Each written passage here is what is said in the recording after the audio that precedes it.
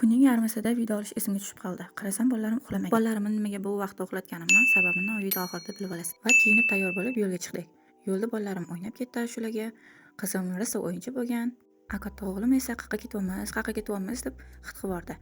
Va stenkaga kelib, stenkaga mashinani qo'yib, ozgina peshkom yurdik va liftni kutib tepaga chiqdik. Tepada plashatkani katta o'g'lim ko'rib, "Voyo" deb unaqa degani sababi anchadan beri plashatkaga olib kelmadik. Qizim birinchi marta kelgani sababli injiqlanib ko'tar deyverdi. Zo'rg'a bu mashinani topib, mashinaga o'tkazdik. Va oxiri sal bo'lsa ham o'ynashga kirishdi.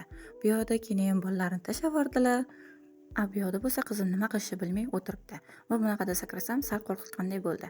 Yig'lashni boshladi. Va o'g'lim bu yoqda maza qilib o'ynadi tog'asi bilan.